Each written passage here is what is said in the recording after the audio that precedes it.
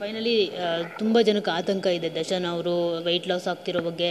ಅಂದರೆ ಯಾಕೆ ಇಷ್ಟು ಸಣ್ಣ ಆಗ್ತಿದ್ದಾರೆ, ಏನಾದರೂ ಆಗ್ಬೋದಾ ನಮ್ಮ ಬಾಸ್ಗೆ ಅನ್ನೋ ಆತಂಕ ಅಭಿಮಾನಿಗಳಿಗೂ ಇದೆ, ಜೊತೆಗೆ ಚಿತ್ರತಂಡಕ್ಕೂ ಇದೆ. ಯಾಕಂದರೆ ಕೋಟಿ ಕೋಟಿ ಸುರಿದಿದ್ದಾರೆ, ಬರಬೇಕು ಅವರು, ಮತ್ತು ಅದಾದ ನಂತರ ಫಿಟ್ನೆಸ್ಸು ಮತ್ತು ಹಿಂದಿನ ಥರನೇ ಆಗಬೇಕು, ಹೀಗೆಲ್ಲ ಸಾಕಷ್ಟು ಅವ್ರಿಗೂ ಕೂಡ ಕಂಗಾಲಾಗಿರುವಂಥದ್ದು ಚಿತ್ರತಂಡ ಡೆವಿಲ್ ಟೀಮ್.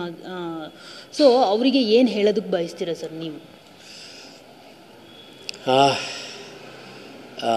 ದರ್ಶನ್ ಸರ್ ಅಭಿಮಾನಿಗಳಿಗಾಗ್ಬೋದು, ರಾಜ್ಯದ ಜನತೆಗಾಗ್ಬೋದು, ಅಥವಾ ಅವ್ರನ್ನ ಇಷ್ಟಪಡೋಂಥವ್ರಾಗ್ಬೋದು, ಅದು ಡೆವಿಲ್ ಚಿತ್ರತಂಡಕ್ಕಾಗ್ಬೋದು, ಖಂಡಿತ ಯಾರೂ ಆತಂಕ ಅಥವಾ ಭಯ ಪಟ್ಕೋಬೇಡಿ.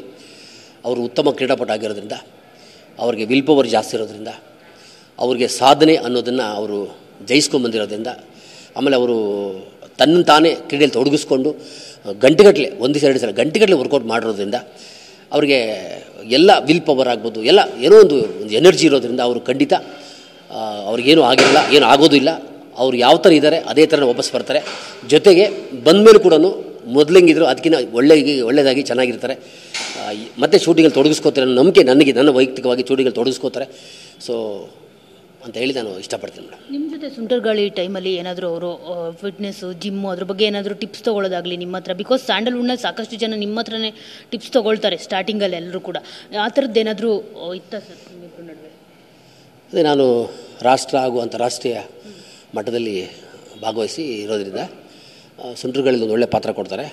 ಮಾಡುವಾಗ ದರ್ಶನ್ ಸರ್ ನಾನು ಇಬ್ಬರೇ ಒಟ್ಟಿಗೆ, ಬೇರೆ ಯಾರಿಲ್ಲ ಆರ್ಟಿಸ್ಟ್ ಇಲ್ಲ. ಹೈದರಾಬಾದಲ್ಲಿ ರಾಮೋಜಿರಾವ್ ಫಿಲಮ್ ಸಿಟಿಲಿ ಒಂದು 20 ದಿವಸ ವರ್ಕೌಟ್ ಮಾಡಿದ್ದೀವಿ. ಬಾಡಿ ಮಸಾಜ್ ಆಗ್ಬೋದು, ಆಮೇಲೆ ಡಯಟ್ ಆಗ್ಬೋದು, ವರ್ಕೌಟ್ ಬಗ್ಗೆ ಆಗ್ಬೋದು, ರೆಸ್ಟ್ ಮಾಡೋದೇ ಆಗ್ಬೋದು, ಆಮೇಲೆ ಡಯಟ್ ಪ್ಲ್ಯಾನ್ಸ್ ಆಗ್ಬೋದು, ಎಲ್ಲನೂ ಒಟ್ಟಿಗೆ ಡಿಸ್ಕಷನ್ ಮಾತಾಡ್ತಾಯಿದ್ವಿ, ಒಟ್ಟಿಗೆ ವರ್ಕೌಟ್ ಕೂಡ ಮಾಡ್ತಾಯಿದ್ವಿ. ಅವರು ಆವಾಗಲೇ 3 ರಿಂದ 4 ಗಂಟೆ ಡೈಲಿ ವರ್ಕೌಟ್ ಮಾಡೋರು. ನನಗೆ ಆಶ್ಚರ್ಯ ಆಗೋದು. ಆಮೇಲೆ ವರ್ಕೌಟ್ ಅಂದರೆ ಅವ್ರಿಗೆ ಶಿಸ್ತು, ಬೆಳಗ್ಗೆನೇ ಬಂದುಬಿಡೋರು.